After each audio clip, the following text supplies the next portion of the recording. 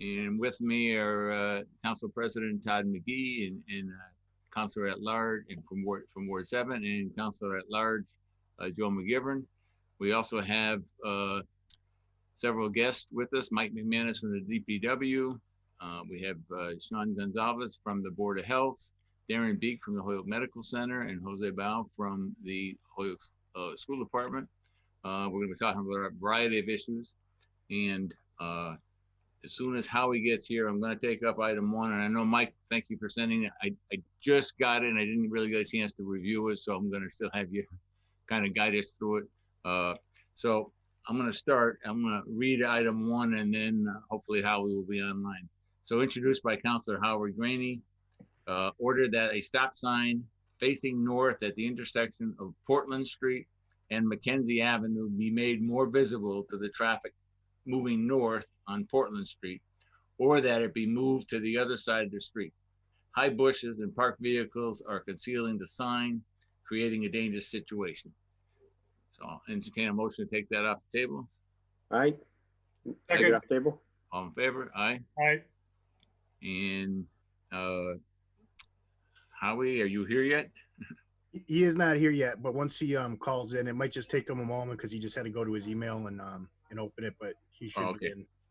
Okay. Hopefully momentarily. So I know Mike, you offered a suggestion on this, and I think I took a drive up there today and took a look at it, and I think your suggestion is certainly one of the solutions that makes sense to me. So if you want, Mike, I'm gonna have you just explain your recommendation on this, Mike, and then as Howie gets on, we'll let him know what that was. Sure. So I was up there today as well, and I spoke with 2 of the residents, one person at the corner of Portland and Mackenzie where the tall bushes are, and the other person at the end of Mackenzie, kind of in between Portland and Magnolia where his driveway is. And we talked about the situation, and what they said that they were the ones who called in mostly about people going through the stop sign. Mm-hmm. They feel it's repeat offenders. It's people who either work at the hospital. I'm sorry, I just got in. Okay, Howie, thank you. We're just starting on the order, Howie, and he was visiting up. Mike McManus was up there today, so he's offering his report, and then I'll let you get involved, Howie. Okay. Thank you. I'm sorry for being tardy. No, that's okay. Mike. So for Councilor Greaney's sake, I was talking with 2 of the residents there about the situation, and they feel that it's repeat offenders for people going through the stop signs. That some of them are neighborhood people, but some of them are also coming from the hospital. That they could be workers at the hospital, and this is part of their route home. So they feel that the majority of the people who violate the stop sign know that the stop sign is there. So regarding placement of the sign, we did get the hedges. The Board of Health sent them a letter to trim the hedges back, and they have been trimmed back a little bit. But still, it is difficult to see the stop sign as you're coming down Portland Street to Mackenzie. So we would recommend putting another stop sign on the other side of the street, having 2 stop signs. The one that's currently there is a larger size stop sign. It's either a 24-inch or a 36-inch stop sign. It's much larger than your regular stop sign. We would put another large stop sign on the other side of Portland. And then for Magnolia, the approach from Magnolia, there's one regular size stop sign, and I'd recommend installing a larger stop sign at that location and repainting all the stop bars. The people who were parking close to the intersection of Portland and Mackenzie at the bottom of that curve, those were residents who kind of lived further up the hill, and they've started obeying the no parking sign that's been installed. So that should help a little bit as you approach that intersection. And then if those stop signs, if the larger stop signs still don't work, then our next step would be to go into putting the flashing stop signs that have the LED lights, the solar powered LED lights. And then other than that, it's just enforcement of the stop sign.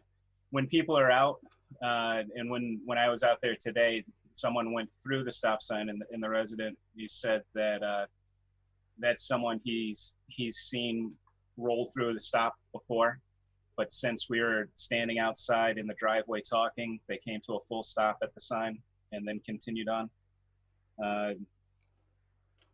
So that's what our recommendation would be. Put in larger stop signs, repaint the stop bars, and see if that changes behavior. Councilor Greaney? Yeah, okay, thanks, Mike, and thank you, Councilor Murphy. Yeah, that was one of the suggestions I had, would be to move that stop sign to the other side of the street where everybody can see it plainly. The other factor that's involved too is a lot of those cars, some of the cars in a van are oftentimes parked right next to those bushes, almost hugging the stop sign, which also makes the visibility of that sign pretty difficult for the oncoming cars. But I appreciate the work that you're doing, and it sounds like you're working hard on it, and I appreciate it. Thank you. Okay. Good. Anyone else? Could I ask Sean, is Board of Health responsible on height of bushes? That's not a clear question, I guess. Chapter 7498, which is waste ordinance, is overgrown vegetation. And we oftentimes do ask people to cut it, but it really depends on the kind. Like if it was a tree, it gets a little questionable. Bushes, many times we do ask people to cut back, and we actually have sent a letter here. But it's not really super clear in the ordinance about, what bushes need to look like, other than they just can't be a nuisance. So we do it, but there's some nuance to it. So there's nothing in our ordinance to prohibit someone with bushes from blocking a stop sign that you know of, anyway. I have been told in the past that when it comes to traffic issues like that, it's to be referred to the city engineer. That is when it comes to like bushes blocking visibility of an intersection or a stop sign, that we send them about cutting it back, but then it's referred to the city engineer because it becomes a traffic issue. Okay. I mean, I'm going to assume that, and Mike, you were there today too. I looked at them as maybe 8.5 feet. Right, and the guy said it's for privacy. He doesn't really want. We lost you, Mike. It froze up. Want to cut them back too much because. Can you hear me? Yep. So he was saying that it was for privacy, that it blocks the view to his backyard, and he doesn't want to get rid of the bushes. He doesn't want to cut them down further than where they are. On what Sean was saying. Well, we're losing you again, Mike.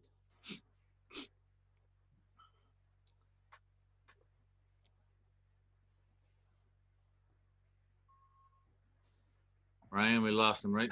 I'm watching him. I'm hoping to come back in a minute. And if he has to sign out, then I'll let him back into the. Okay.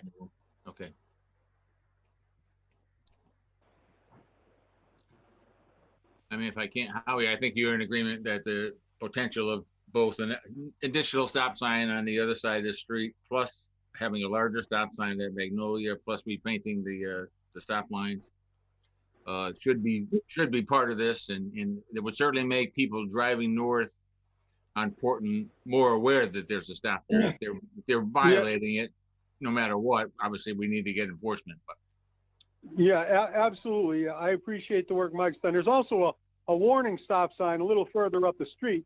There's a stop sign indicator about 50 or 60 feet up. So people should know that there's a stop sign that they're approaching around those bushes, because there is a warning stop sign there too.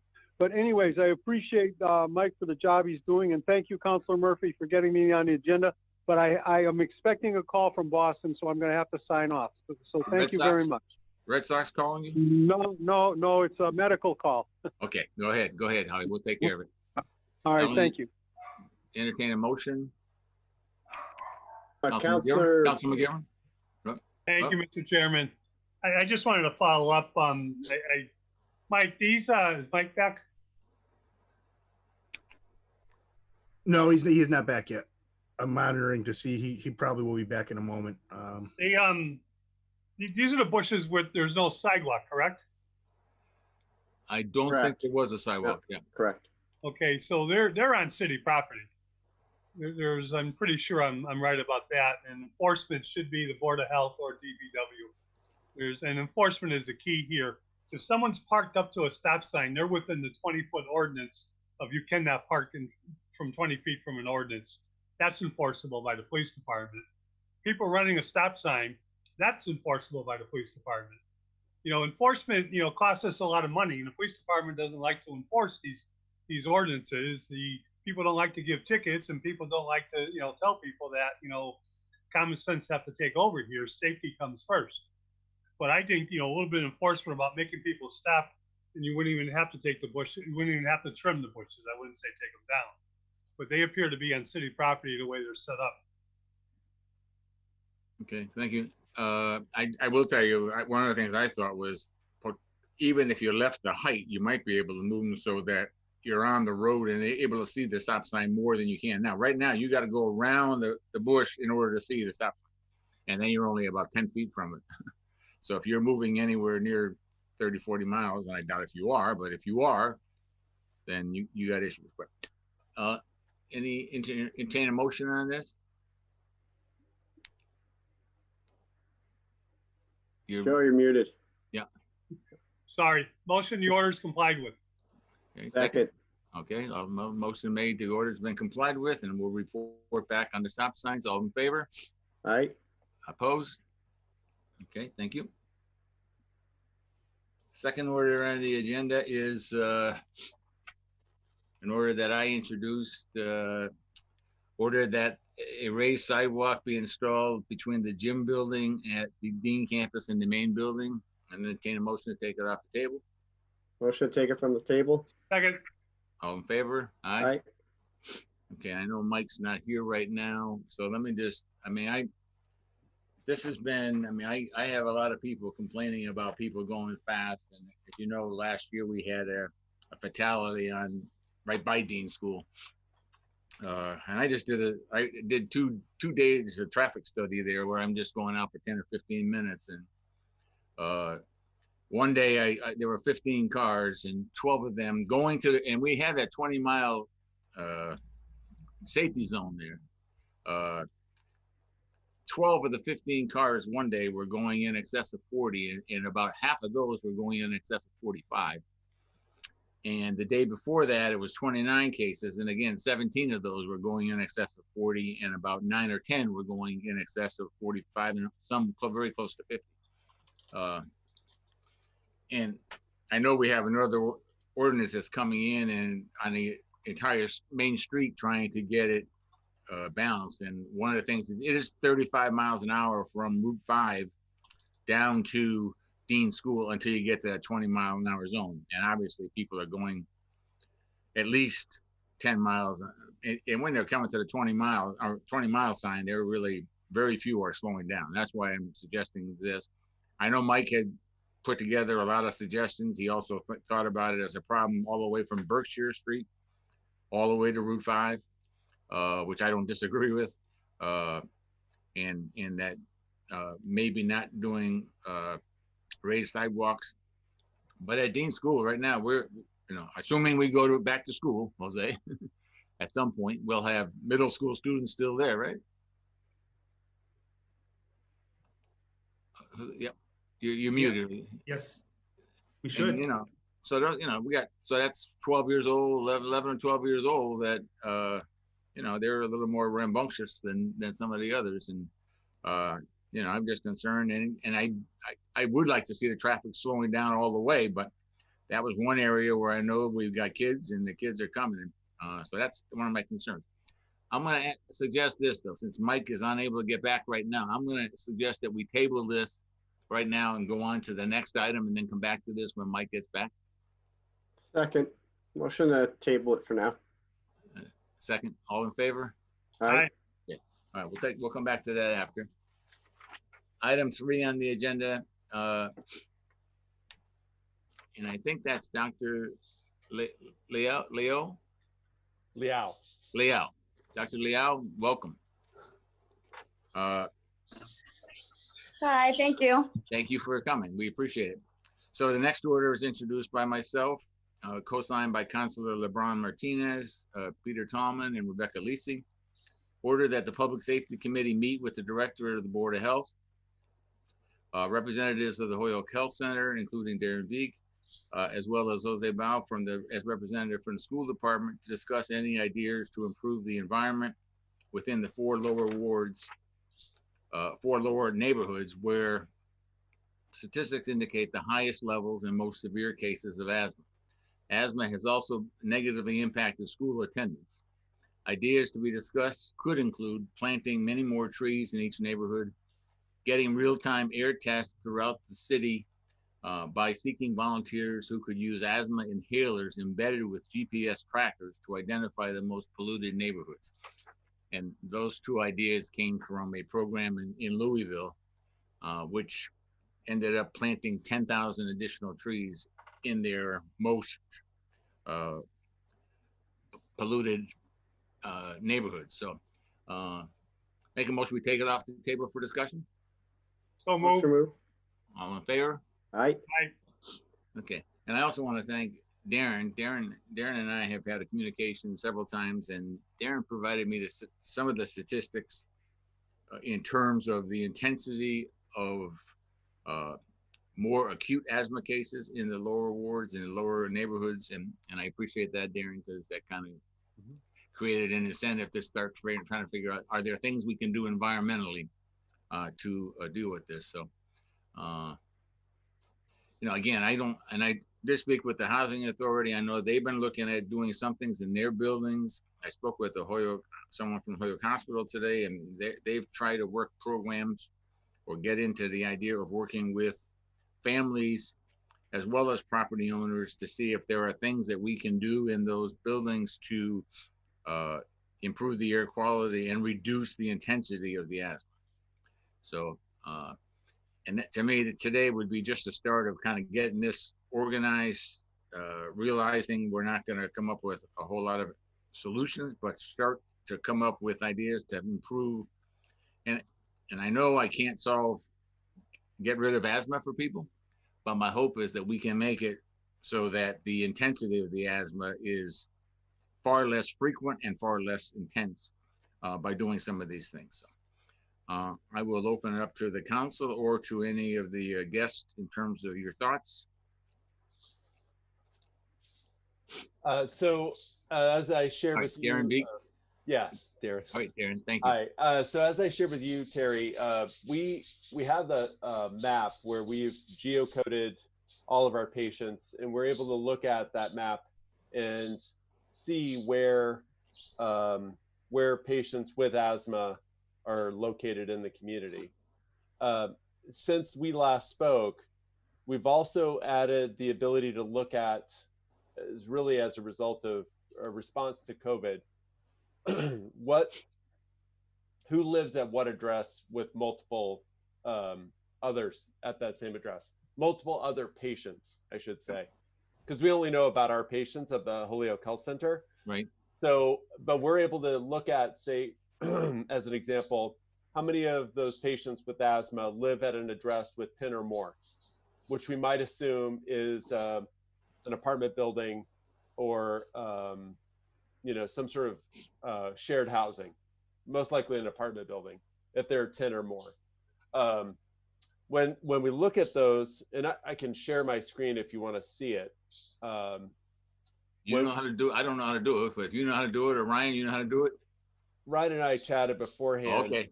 All right. If you want to give me, just say that I can share, Ryan, I can share my screen. Ryan, let him share.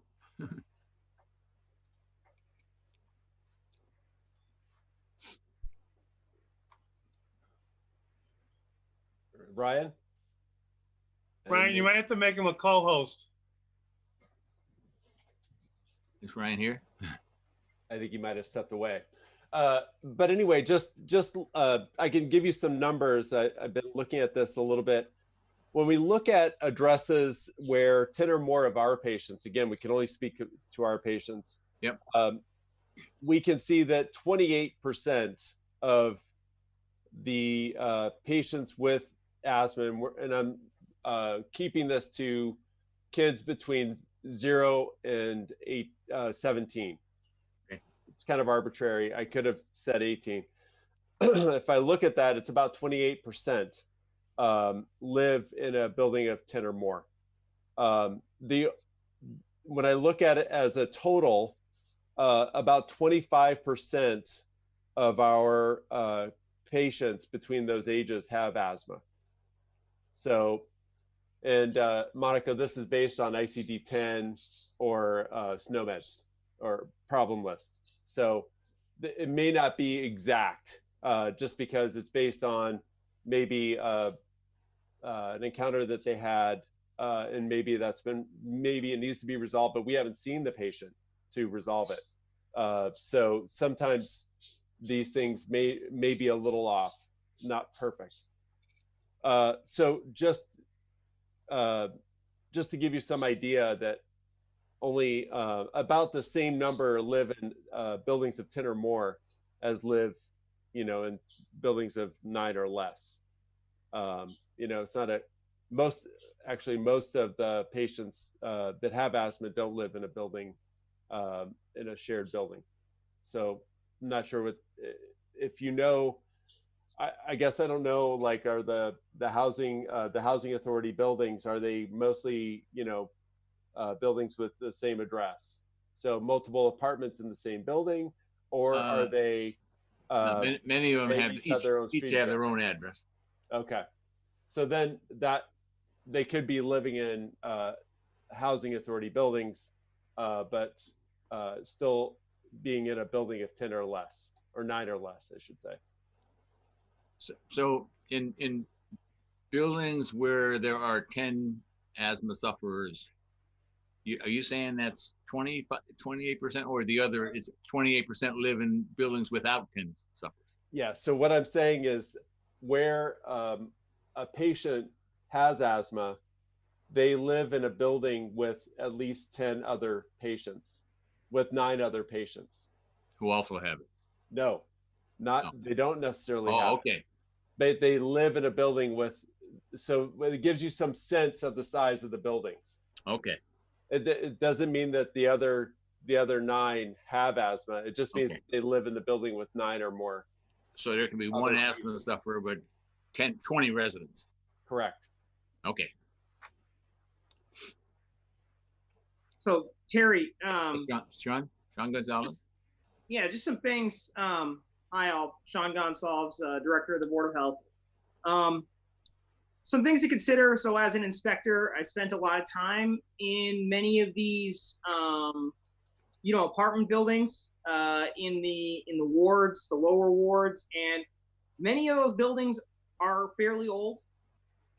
Many of the building materials that were used in the construction are no longer, in use anymore, or they've been covered. You find in a lot of those buildings, you find old asbestos tile. You find very old ceiling tiles, horsehair plaster, lead paint that's been abated or covered, but still generates particulate matter due to, deterioration based off of age. So the lead laws in Massachusetts are very specific about the surfaces in which that's enforced on and how that abatement takes place. And really in Mass, the majority of lead laws are focused on households that have children who are 6 years or younger.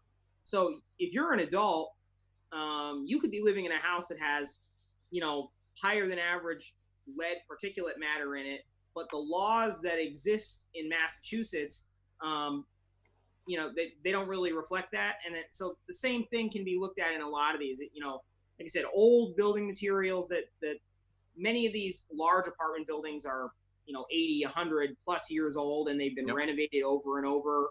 They have patches and material that have been repaired repeatedly. And so there's a lot of layers. You'll bring down drop ceiling tiles, and above that, there'll be an old tin ceiling that's half rotted.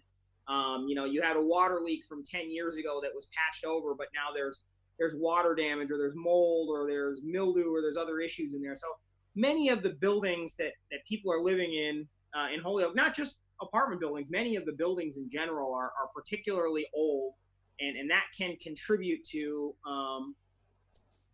indoor air quality issues, and that can be very difficult to resolve. Even if you were to get air quality monitors, you have to have negative pressure in the house. There are different times of day where air quality increases or decreases based off of temperature, based off of airflow, based off of the breathability of the structure that you're in.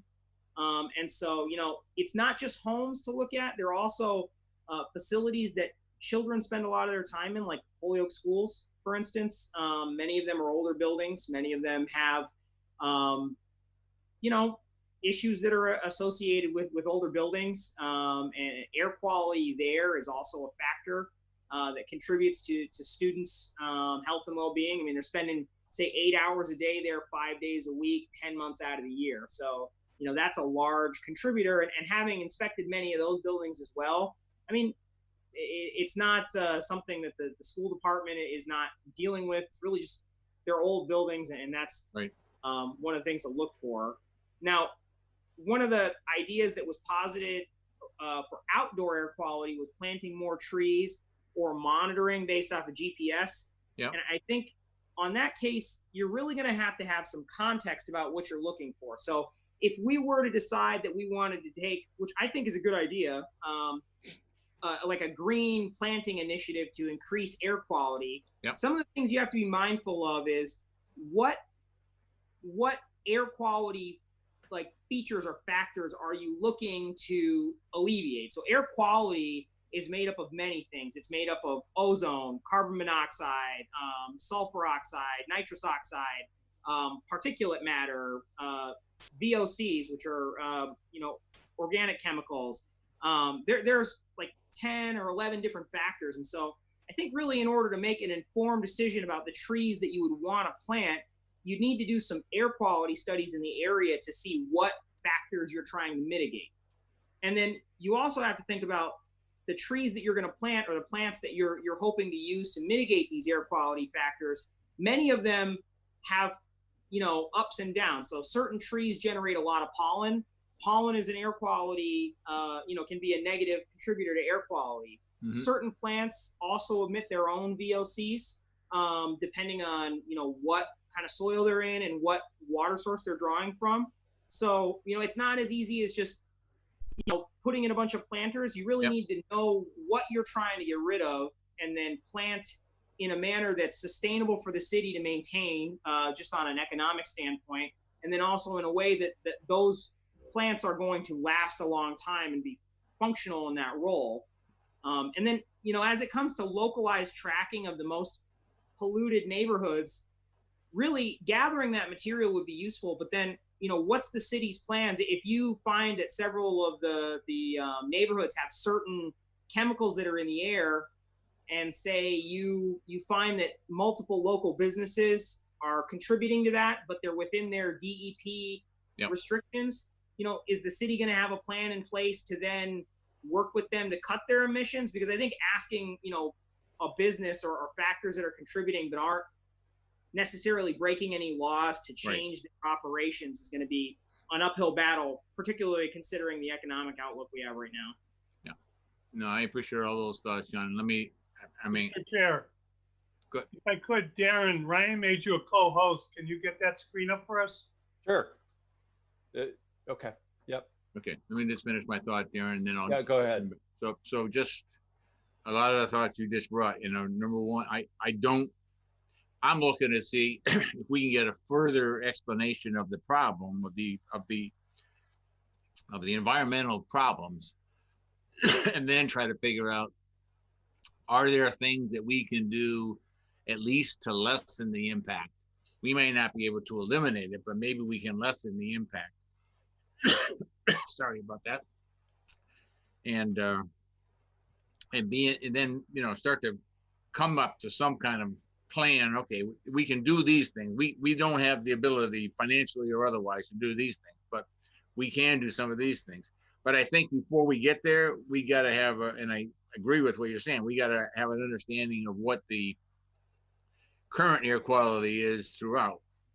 Yeah. And then which areas of those look like we can potentially do some things to improve. Yeah, and I would just say, Terry, as a final thought, indoor air quality studies in non-COVID times can oftentimes be provided at no cost by the Department of Environmental Protection. Mass DEP will come to a facility and do their own indoor air quality studies. They've done so for City Hall, the Annex, and the Fire Department about 5-6 years ago. But, thing to be cautious of there, not that you're trying to suppress information, but once you become aware of glaring issues, I think there needs to be a readiness to address some of those, because you're going to be exposing perhaps an unknown issue that may be time sensitive. So if they were doing that, though, I mean, I'm having grown up in South Holyoke and in two buildings that were more than 100, are well beyond 100 years old now, and were probably close to 100 when I was there. And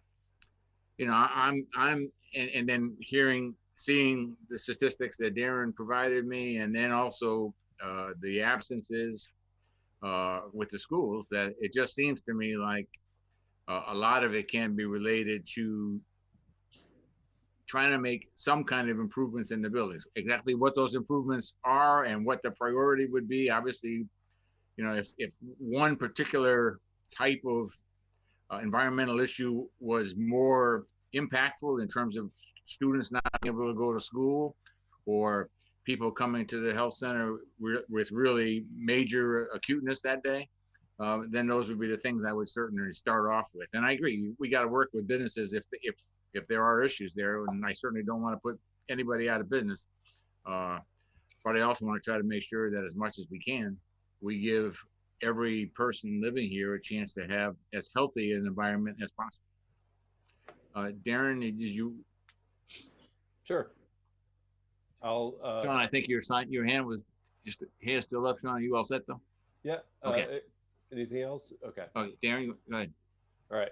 So what I'm sharing here is a map that we've created to try to think about COVID.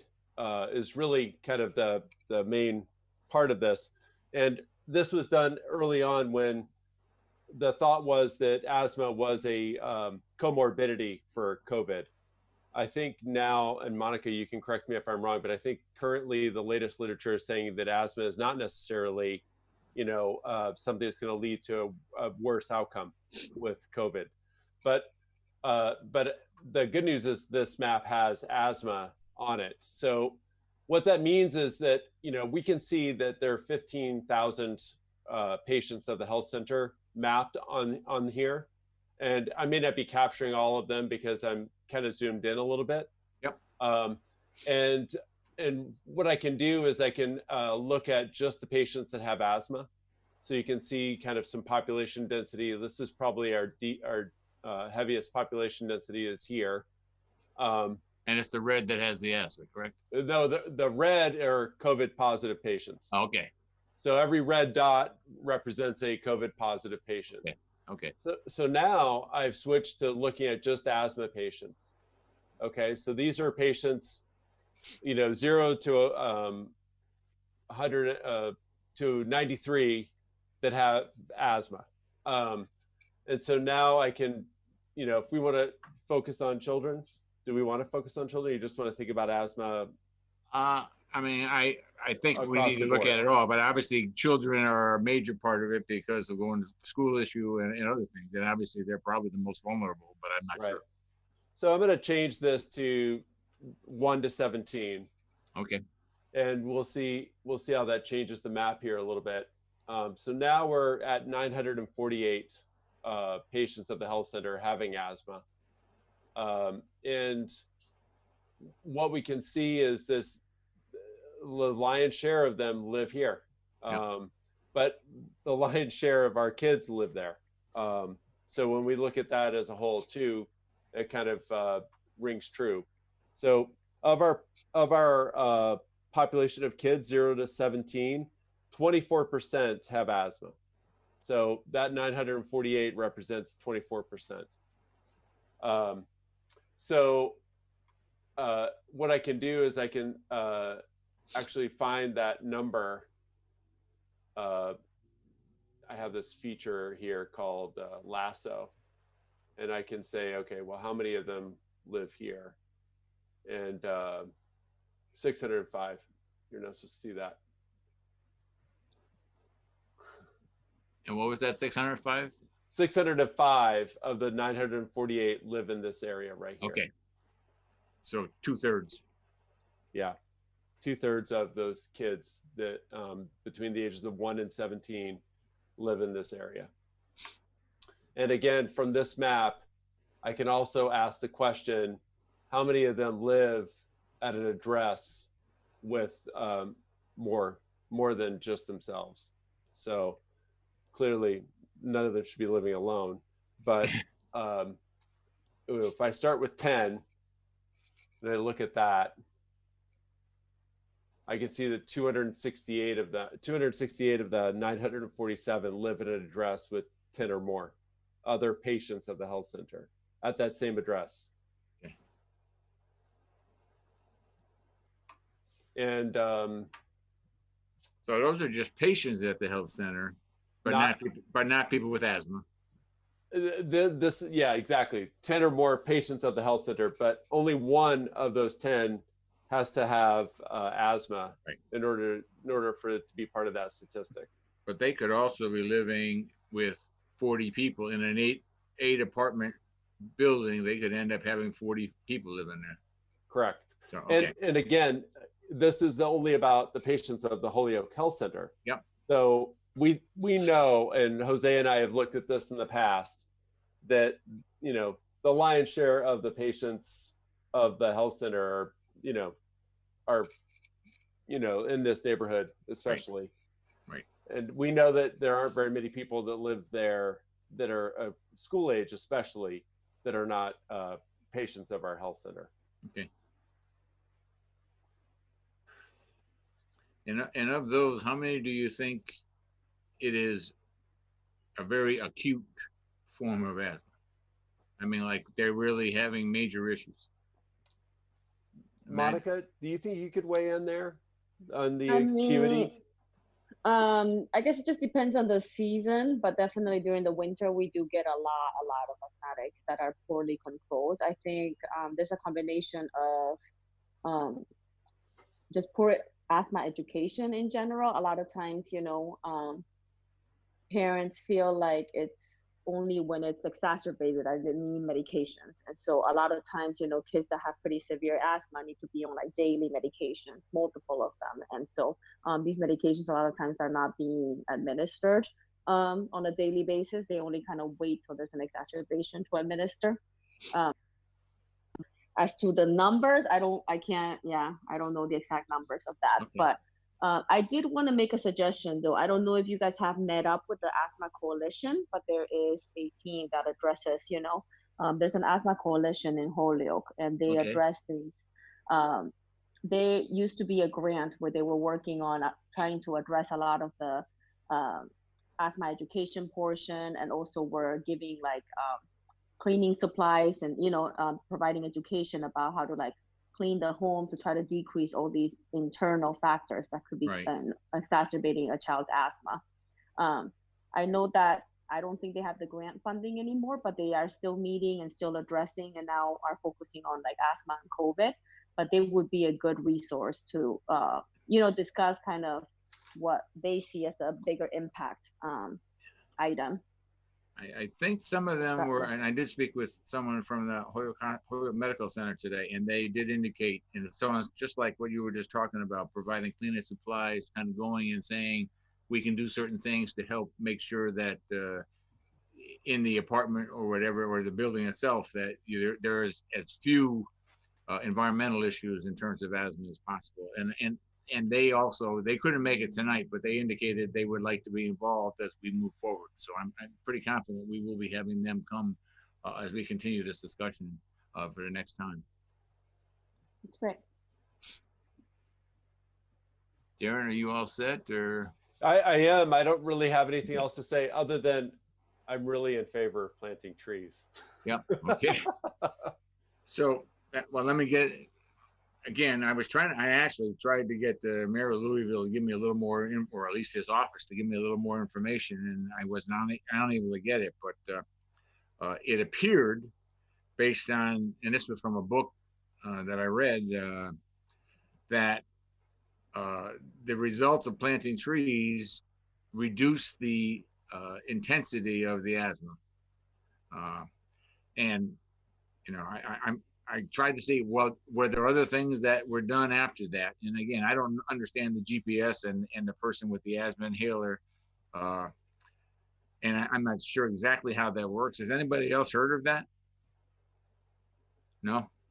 I mean, I tell you what I can do though is I'll work with Monica and see if we can figure out how to identify exacerbations. We actually have some ED data as well. And I think a lot of times when kids have exacerbations, they're going to the ED.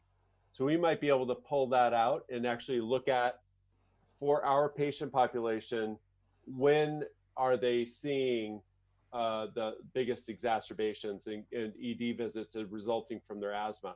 If it's in wintertime, it kind of negates that tree planting would necessarily help, I think, because trees aren't really doing much in the wintertime. Yeah. But we could look at it more closely. Yeah, that would be an interesting search. And if in fact it is mostly in the winter, and Jose, let me bring you in on this because obviously you deal with it from the school system.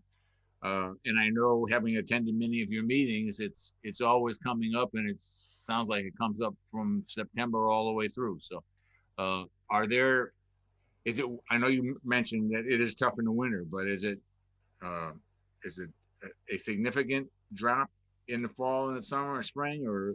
That's a great question, Terry. Thank you. I don't have, and I can get back to you with the distinction between the different seasons. But what I can say is we have about 1,403 students who are diagnosed with asthma in the Holyoke Public Schools. Of those, 637 have an order, and please correct me, Dr. Liao, of albuterol that they have at the school, right? How many was that? 637 out of 1,403. Out of those 637, 585 actually needed that medication throughout the 1920 school year. So it's not an insignificant number that we deal with.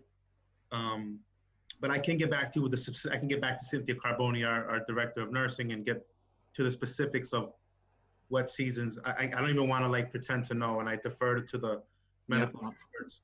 I think one of the questions I have for them is, aside from environmental and chemicals, what other factors, exacerbate asthma? And I'm thinking like emotionally and like social and emotional.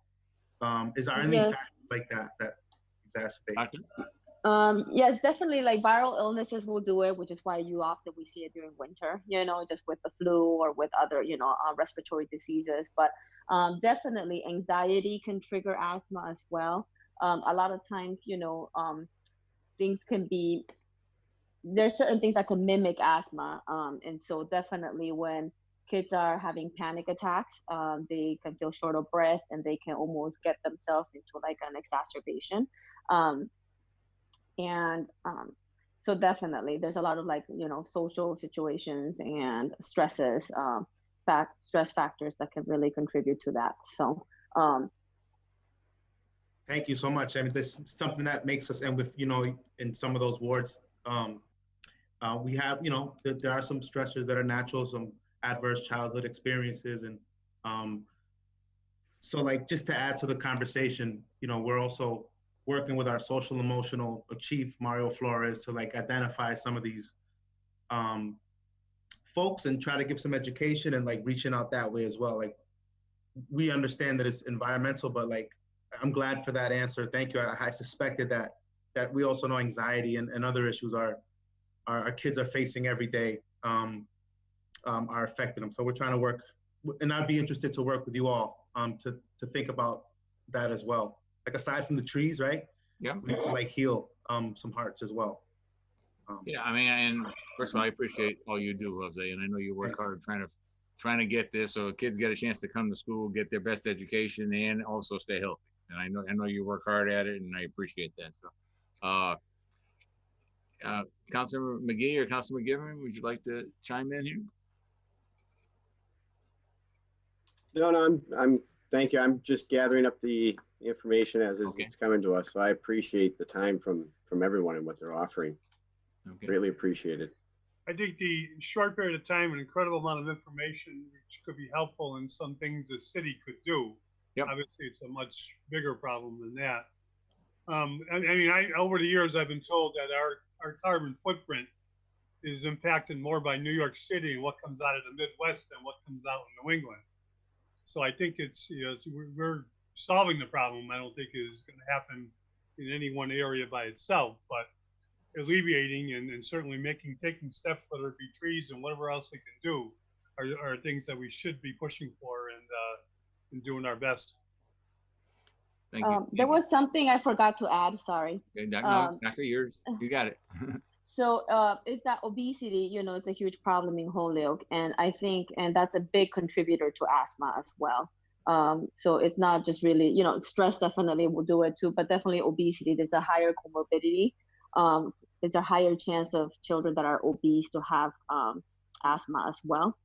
And so definitely, I know that planting trees may not solve everything, but just having the outdoor space for people to, in a mental health point of view, you know, to be able to de-stress and spend time outdoors, but also from just the physical activity aspect, you know, having places to be able to actually exercise and such would be beneficial. Because I know that Dr. Biggs works with the Healthy Weight program at our health center, but across the state, and that's one of the biggest comorbidities that they watch for is asthma.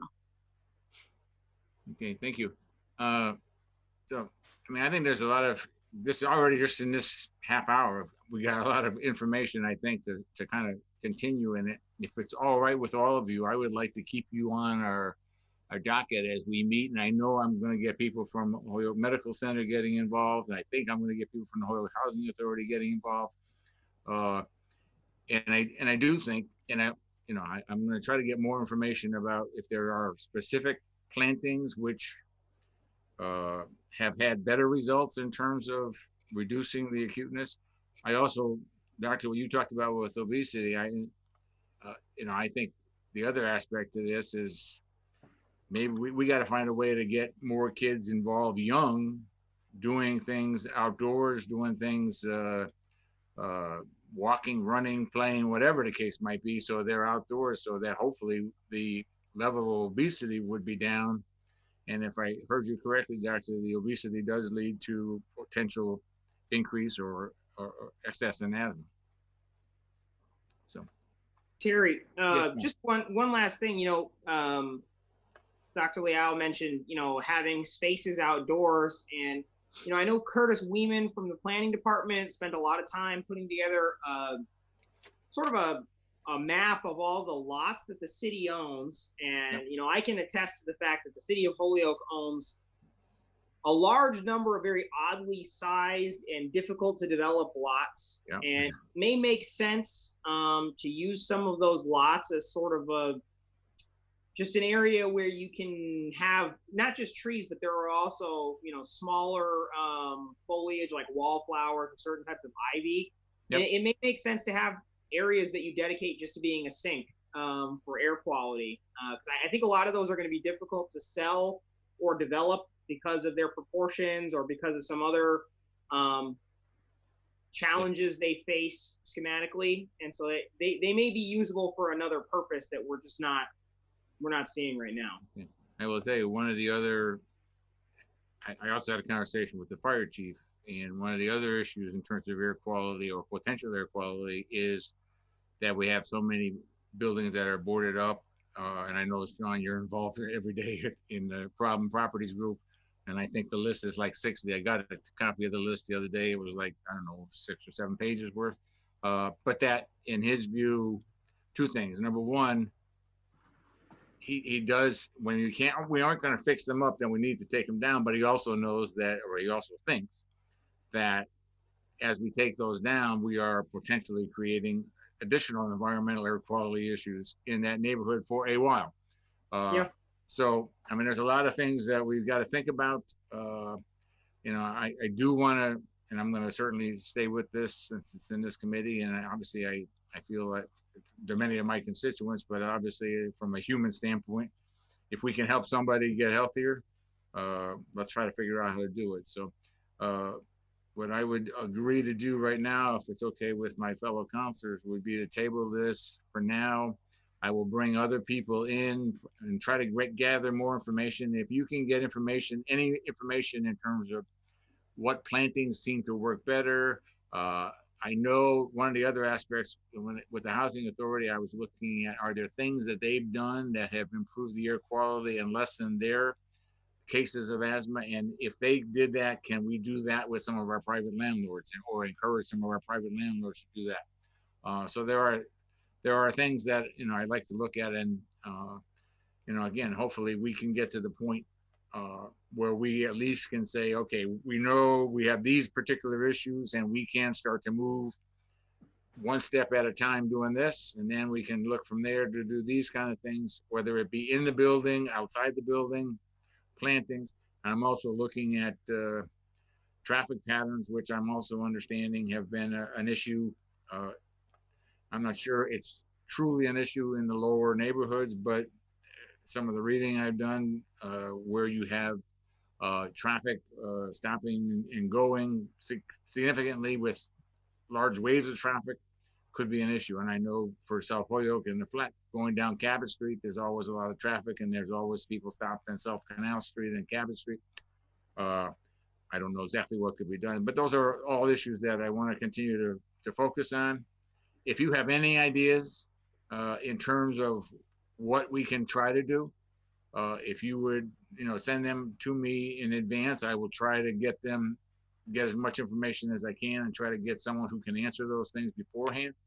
But I do appreciate your time. I'm on a Monday evening, and if there's no other comments, I'll entertain a motion to table this and bring it up at another meeting. Motion to table? Second.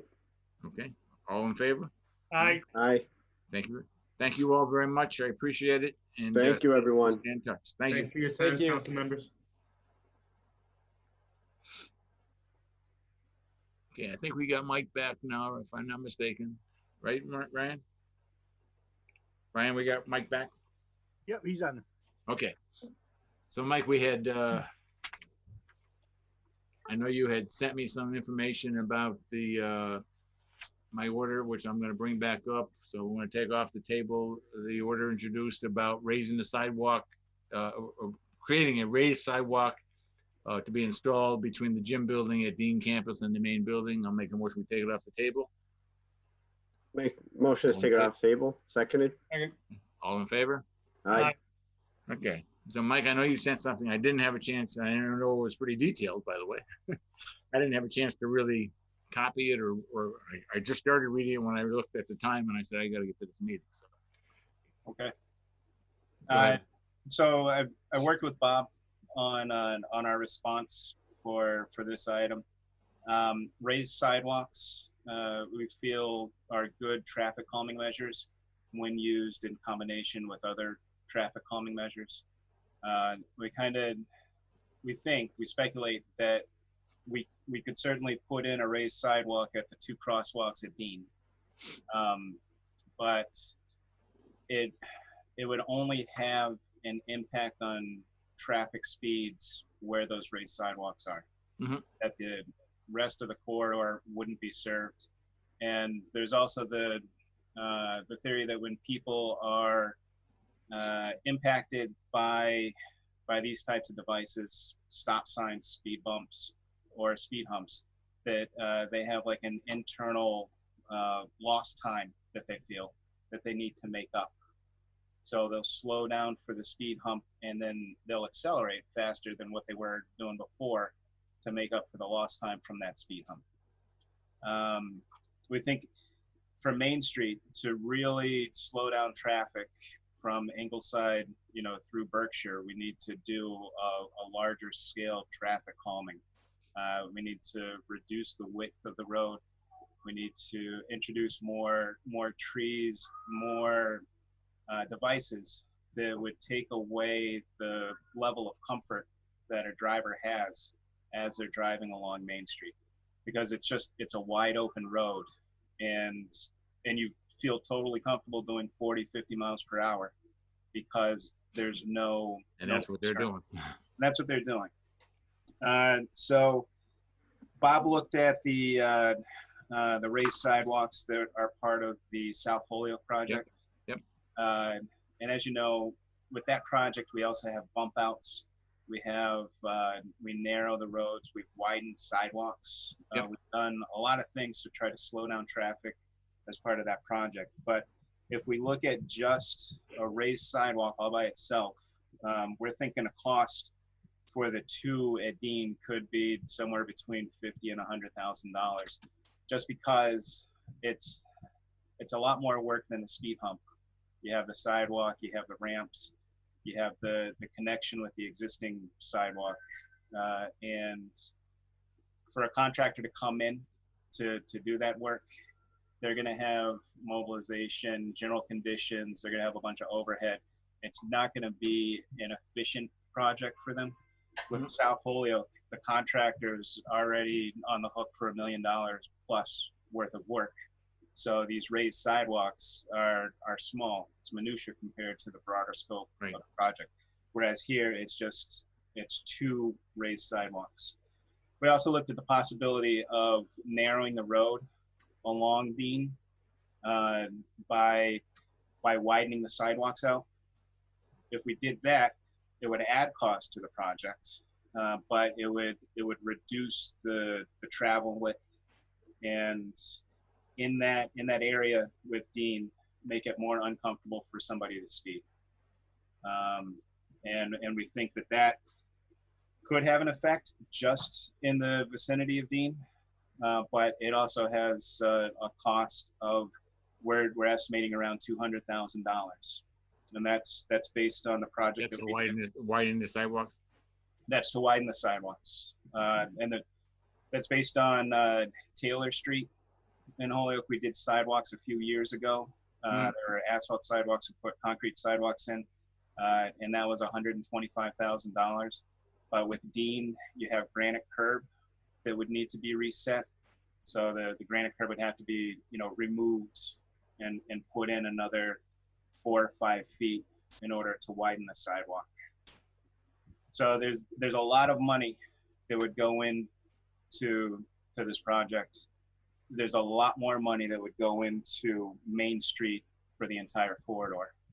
It's something we could come up with a long-term plan to how do we make it safe for pedestrians and bicyclists.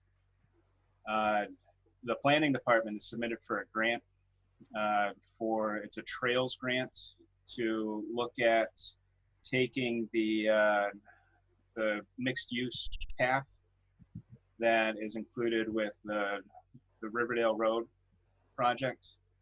I don't know, there's a large TIP project, there's a state project that's redoing Riverdale Street in West Springfield and coming up with Main Street past Providence Hospital and stopping at our Main Street, where Main Street meets Ingleside. It's still in design, but with that project, we were able to get DOT to agree to have their mixed use path, which is a very wide sidewalk. It can accommodate pedestrians and bicyclists. Have that on the riverside of Main Street, so that where they end, at some point in the future, Holyoke will be able to pick that up and bring it further north.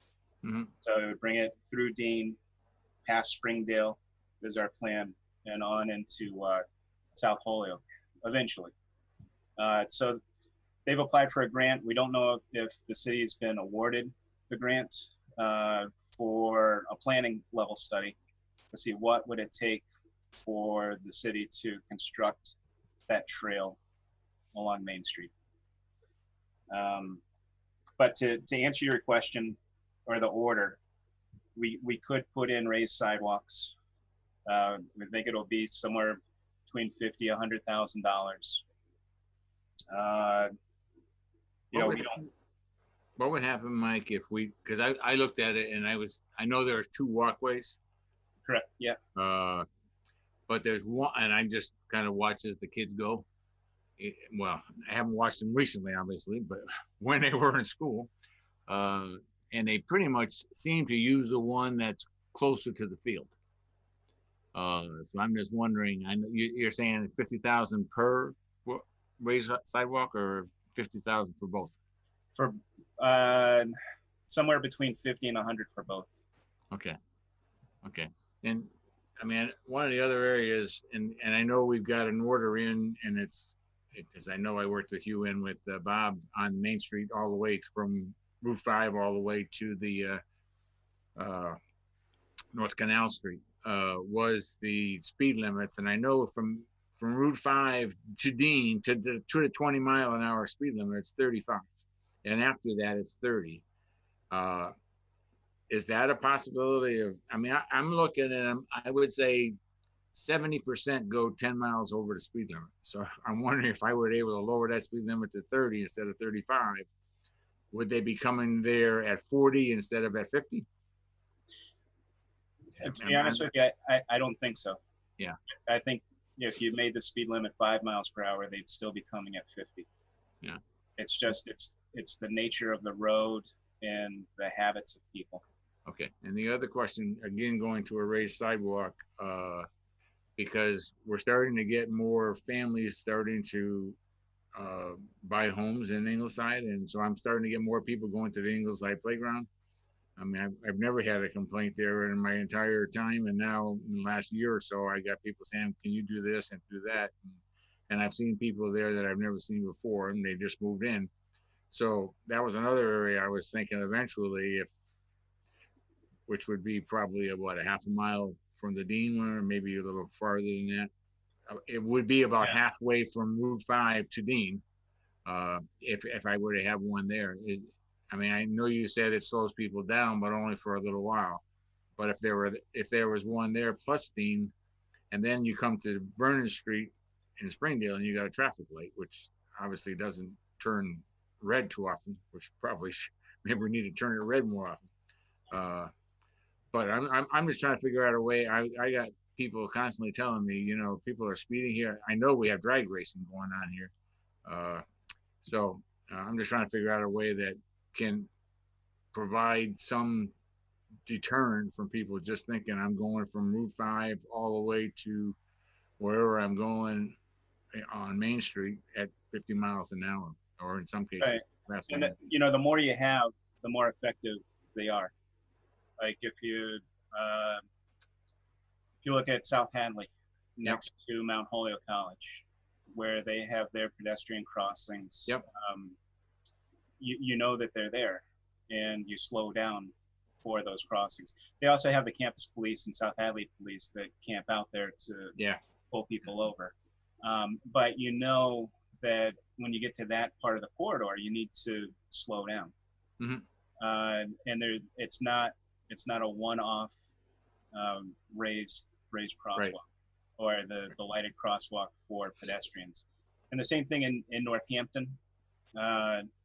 I think it's Pleasant Street. There's a bunch of raised crosswalks, but there you're anticipating pedestrians crossing, and you also have narrow roads, parking on both sides of the street, and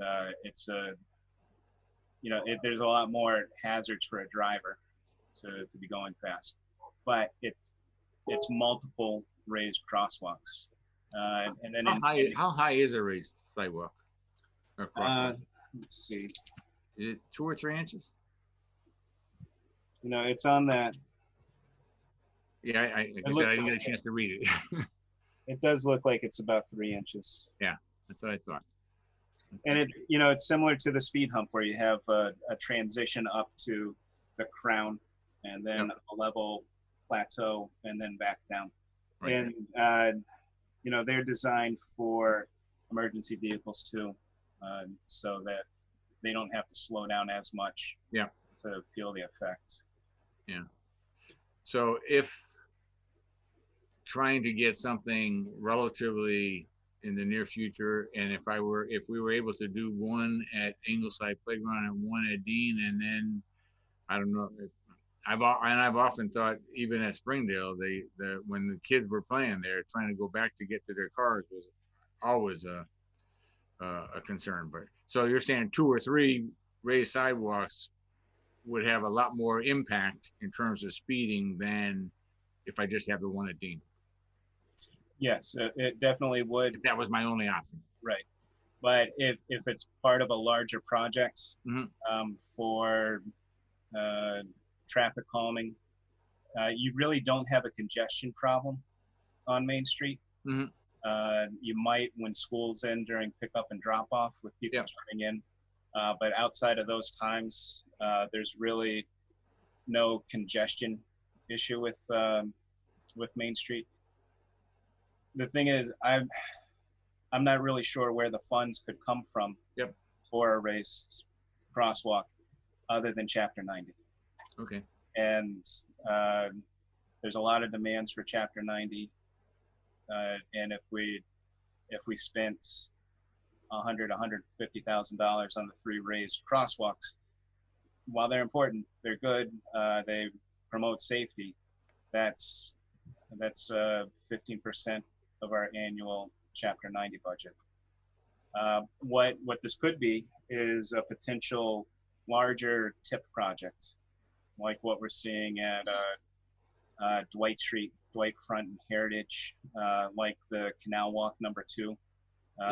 We've got 2 other tip projects that are in the queue. One for High and Maple, which is a $7 million rehab of those 2 streets. And then there's another $5 million Cabot Street from the Willimantic Bridge to Race, and then Race to Appleton.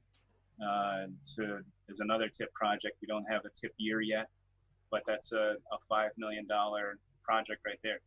This Main Street project from where the state ends their work at Ingleside to some point north could be an excellent tip project.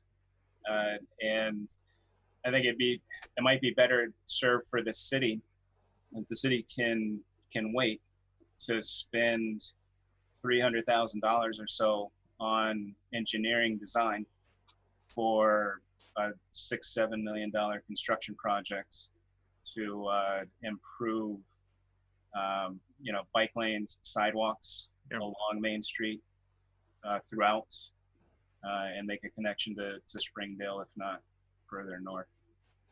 Well, Mike, I appreciate I know you tried to send something, I just didn't get to it until before this meeting, but I will review it, and if I appreciate what you're saying, and I'm just really trying to find some way of, and I actually have had, believe it or not, I've had a few times I've had police giving tickets out here, but we're just really getting to the point where people have, that's the biggest complaint I get from this neighborhood.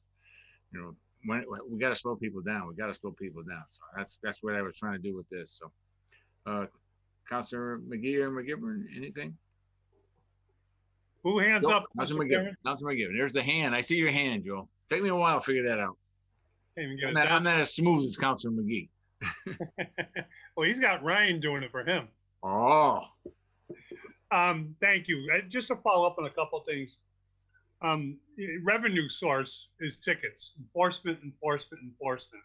If we put the police department down, they're giving out tickets. Eventually, it's going to slow speed down and give us some revenue that we can use to put. Because there's 2 reasons. I'm becoming a big fan of these raised crosswalks. There's 2 reasons to put a raised crosswalk in. One is for traffic mitigation, calming speed down.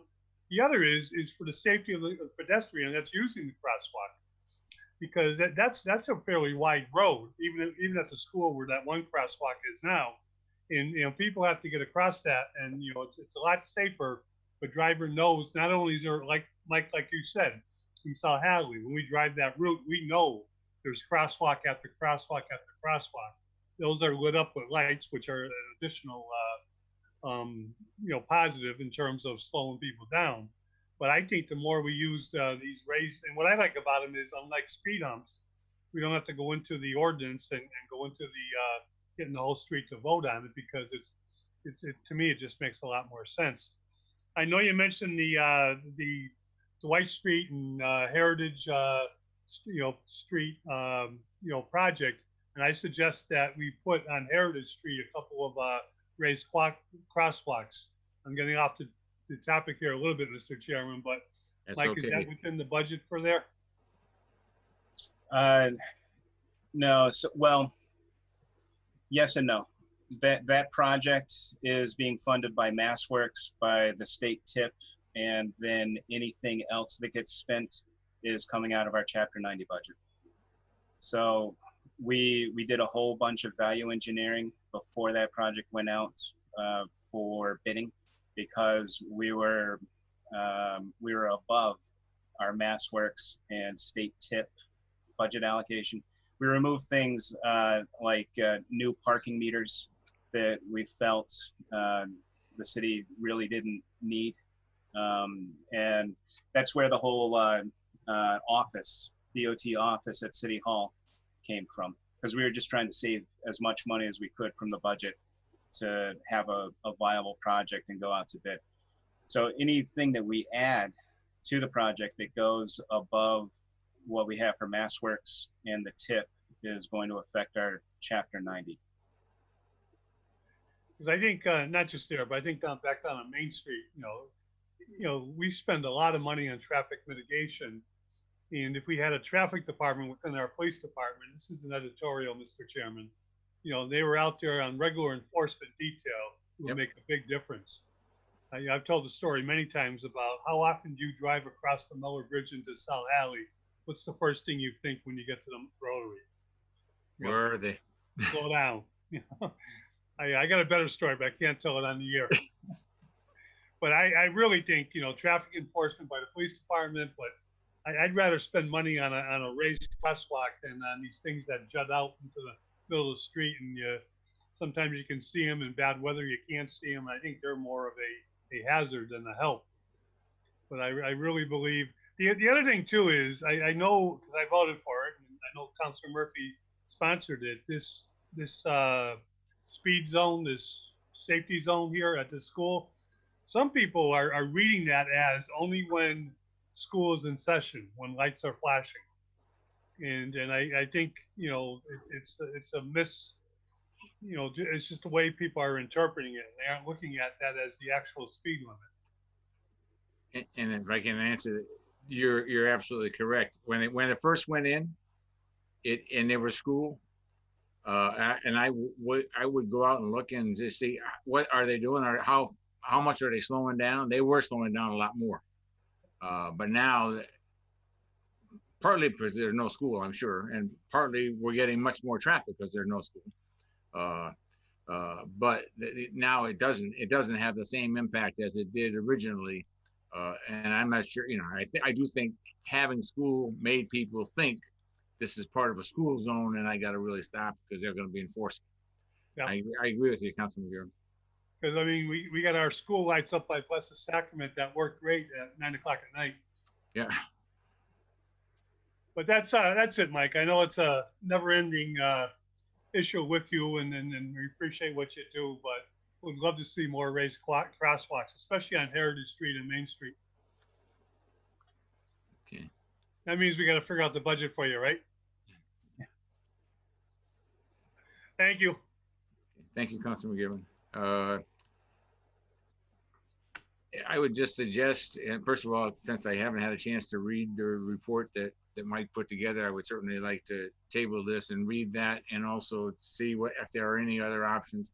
I just think that if we could do the raised walkway, that potentially has a chance to get done quicker than all the other things, and hopefully would slow someone down. But I also want to look, now that we mentioned it, having an additional one would have a greater impact, and I'd like to look at that as well. So if all right with the committee members, I would like to table this, review the report from Mike and from Bob, and then come back and take this up at another time after we have a chance to sit down and review their report. Motion to Make a table item motion. number 2. Motion to table, all in favor? Aye. Aye. All right. So Mike, we're gonna just wait on that, and then, I'm sure we're gonna end up getting back to you, but we will try to get it done as quickly as possible. The item 4 on the agenda, I make a motion, we take up item 4. So moved. Order, all in favor? Aye. Aye. Order introduced by Councilor Leahy, Councilor McGee, and Councilor Tallman. Order that the DPW installs a light on the American flag at Highland Park. Mike, I know you had, I did see something there, and I thought you said the light was coming, but I'm not sure. I was trying to speed read by that time. So we have 2 different ways of lighting up flags. Either we mount a floodlight on a pole nearby to shine on the flag, or we've been tinkering with solar-powered lights that mount on the pole. We haven't had any success with the solar-powered lights to date, but there's another vendor for a commercial-grade solar-powered light. It's relatively inexpensive, around $300. So I'm going to buy one of those and put it on the light, and hopefully it'll work. The things with the pole-mounted lights is they shine up, whereas when you have a floodlight mounted on a telephone pole nearby, it shines out onto the flag. And we get a lot of complaints from neighbors that those floodlights are shining in their windows, and it's a nuisance for them. We've tried a couple of the solar-powered lights. We haven't found anything that works longer than a month, but hopefully with this other vendor, it'll be something that does work out. And I always thought that flag had a light, but I guess it was just a light shining on the playgrounds. But as I would drive by at night, I thought it was shining on the flag as well. Councilor McGee, this is one of your So- orders. So when will that light come in and potentially be installed? Just rough estimates. I know you can't. Yeah, I mean, we've got to set them up as a vendor, and then open a PO, get it out to us, and then as soon as we get it, we'll have it installed. So I'd say, a month to 6 weeks, and hope that it comes in sooner. That's perfect. Thank you. So if we were to say, when I give a committee report, if I were to say October 1st, Mike, we're pretty confident that's done, right? Yeah. Okay, and you did say that the lighting goes below and it just flashes up to the flag, right? Correct. Yeah. Okay. Yeah. It gets my concern is that the pictures online, they show them installed around 3 feet, 4 feet off the ground, which is, it's a height for people to mess with, to vandalize. But otherwise, we would have to be putting, floodlights, ground level floodlights aiming up. And then there's the cost of conduit and wiring and metering for an actual floodlight. I'd like to try these solar powered lights first. That seems like it makes sense. Todd, you're good with that? No, that's good. I'll report back to those who are requesting it. So thank you. Okay. And if this works, we can put it on the other flags throughout the city that don't have lights. I know there's a number of them. I don't want to say where. Okay. So I'll entertain a motion that the order has been complied with. Motion that's been complied with. All in favor? Aye. Opposed? Ayes have it. Thank you, Mike. You got one more here, Mike, right? Number 6. Okay, so make a motion. We skip item 5 and go to item 6. So moved. Second. All in favor? Aye. Aye. Order introduced by Warren Anderson Burgos. Order that a study be done at the intersection of West Franklin Street and Linden Street to see what can be done to improve safety. It's a dangerous intersection where multiple accidents have occurred on many occasions. And I know we took it up on February 26th, and I thought, and I brought it up, Mike, and I should have asked you. I'm sorry I didn't, and I know everything else going on. It's kind of crazy, but I had thought we were looking at June for getting a final report on that. It's still in the works? It's still in the works. Yeah. And if I can have more time, I'd appreciate more time. Okay. Do you have an idea as to, would that be October? Would that be okay? Or if we could do October, that would be good. We have, we're piloting some new traffic counting equipment, which is a camera on a pole, and it records the intersection or the length of street, and then we can do a manual count of through traffic and turns by watching the video. That'll help Bob and I get a real sense of what's happening at this intersection, and come up with some cost-effective recommendations for making it a safer intersection. so, One thing, Councilor McGee?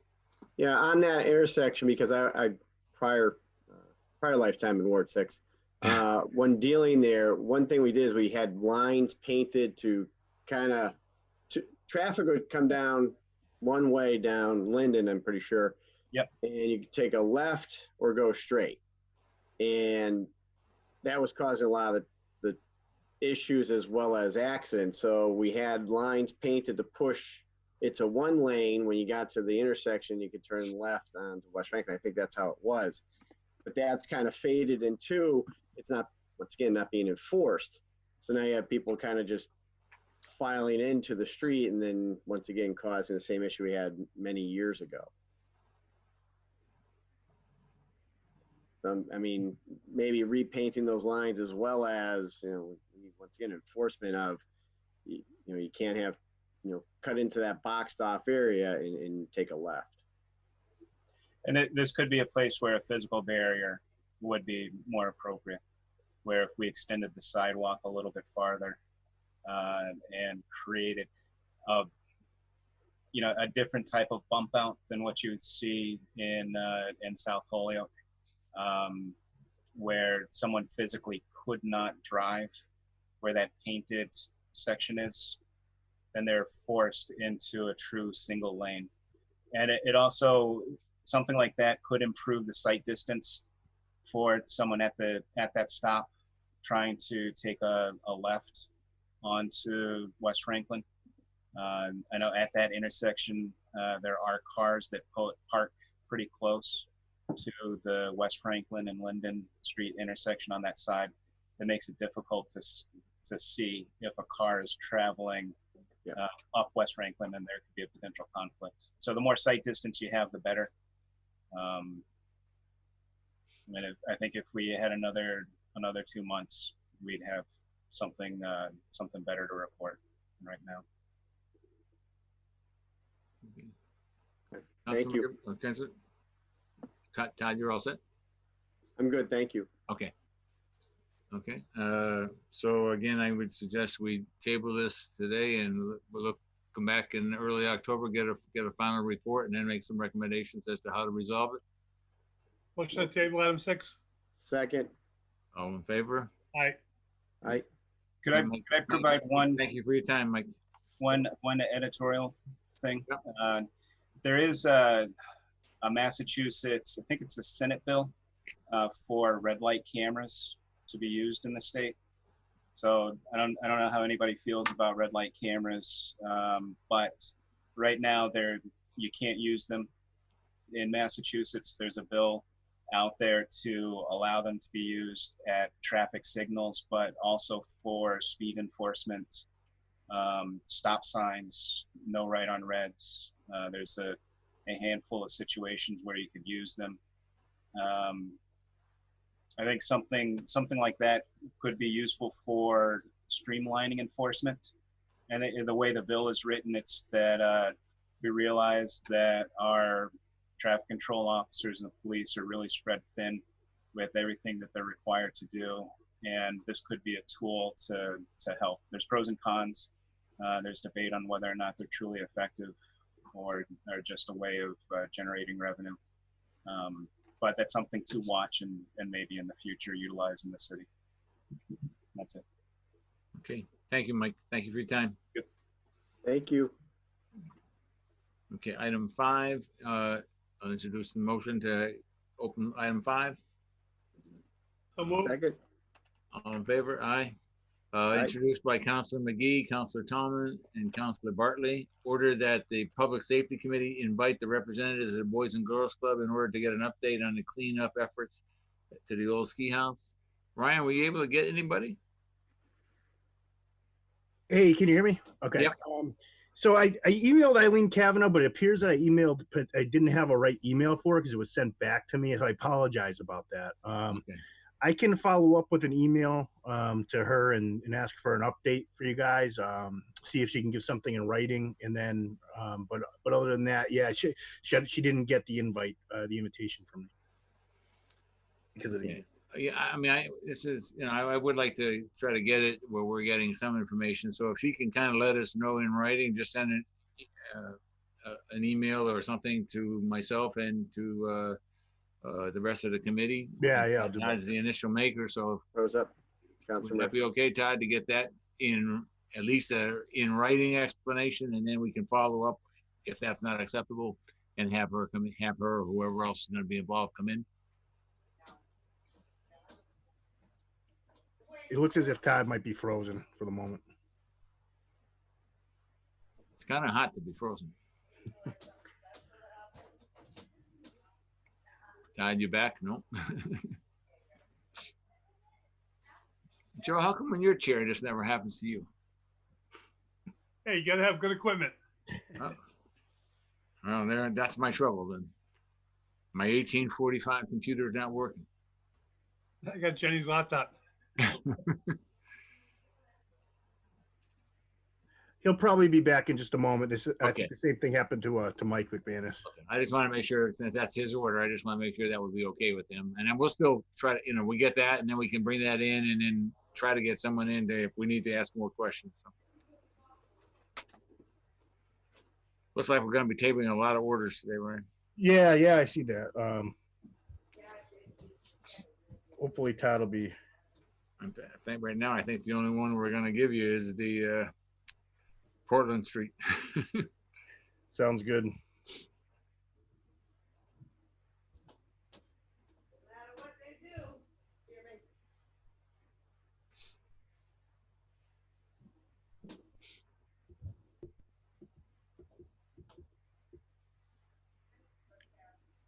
Yeah, Todd just said he's signing back in. He lost. Okay.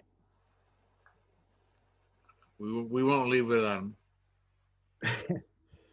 It is true though. This is the first time this has happened, I think, multiple times, and it's not even like we have all that many people on the meeting. No, it's me. I'm messing it up. I know. I don't know how I'm doing it because I have no idea what I'm doing. I won't blame you, Ryan. It's all good.